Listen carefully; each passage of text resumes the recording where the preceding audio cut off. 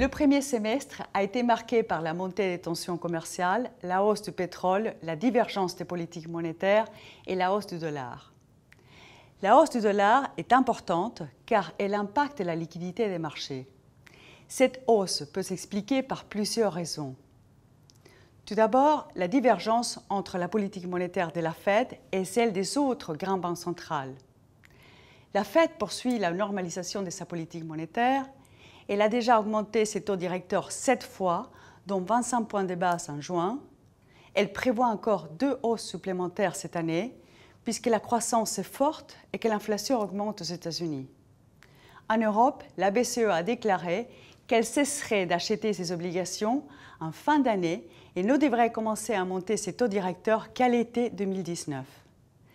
Cette divergence entre les politiques monétaires de la BCE et la Fed est clairement visible dans la courbe des taux courts.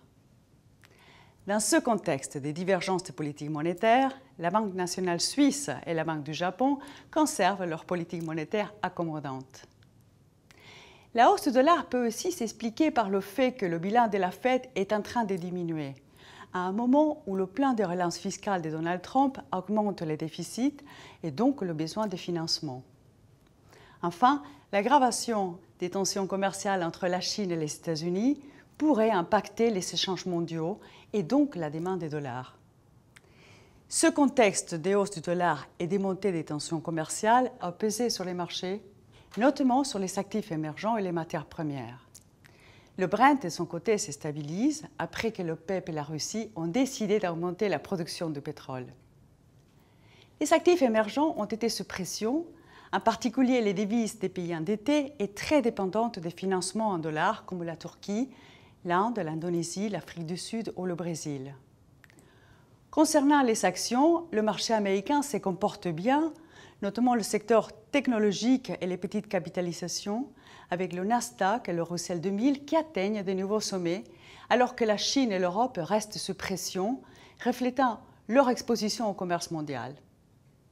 Enfin, l'Australie s'est distinguée par sa bonne performance. En effet, elle pourrait bien profiter des tensions entre les États-Unis et la Chine et ainsi renforcer ses relations bilatérales. En conclusion, la divergence des politiques monétaires et la montée des tensions commerciales devraient continuer à dominer les marchés. Si les menaces protectionnistes sont difficilement quantifiables, elles pourraient finir par impacter la confiance des entreprises et les perspectives de croissance.